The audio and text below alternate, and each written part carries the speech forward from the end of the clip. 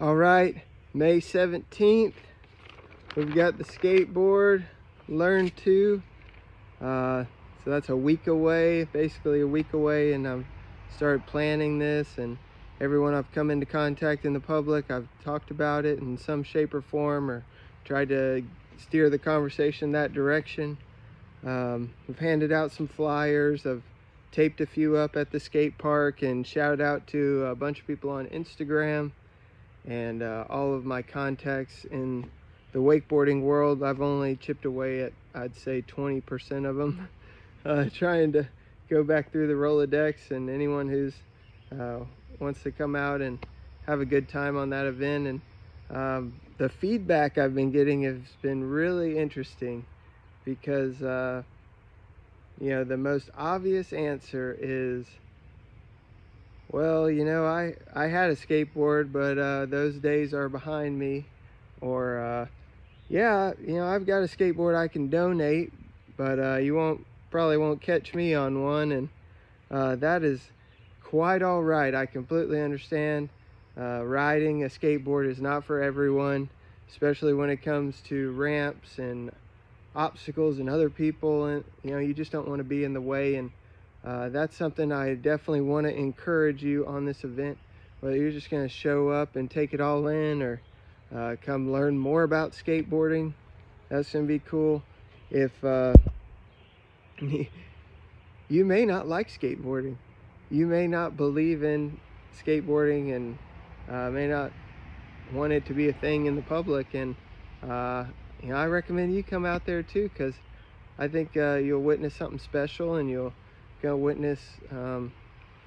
I know personally, I'm just going to treat it a lot like a wakeboarding event, and I've been blessed to be a part of so many of those that I can kind of think about the good and the bad things of those events, and try to do it as cost effective as possible. I'm so thankful that there's been great leadership in tournament wakeboarding in Alabama.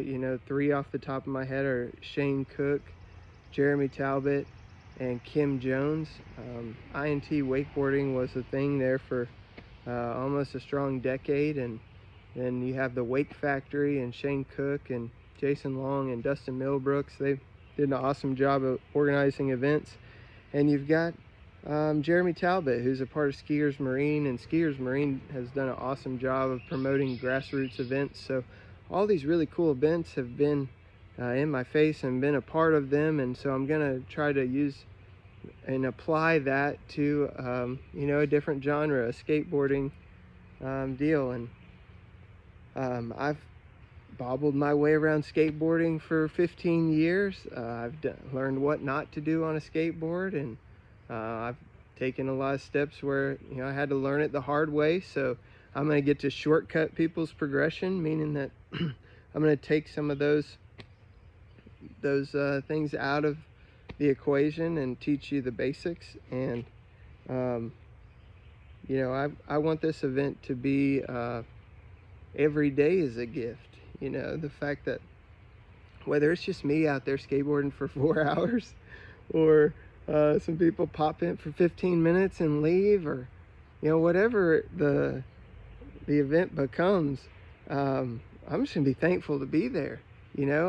I know where I'm gonna be for 4 hours, and that's super cool. So I'm gonna put everything I have into it, and the list is just getting longer.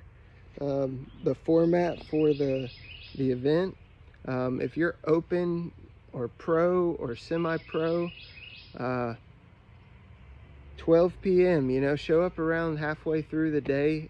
That's from the wakeboarding side of things. That seems to be how it happened anyways. But if you're looking to sign up to put on a show, and you got sponsors to promote, I would recommend being there around 12. It is the first event, so if you don't feel comfortable getting on the skateboard right now, or nobody's telling you woke up today and that you need to skateboard. All they're telling you is, hey, show up on May 17th and see what it's all about. It's going to be a very relaxed and chill day where we just focus on others and, just give thanks to what we have. And as I'm planning this, I'm reminded of the verse Matthew 6:34. Therefore, do not be anxious about tomorrow, for tomorrow will be anxious for itself. Sufficient for the day is its own trouble. And before I forget, I set this up. Look, we're bringing turf out there. We're playing chestnut checkers.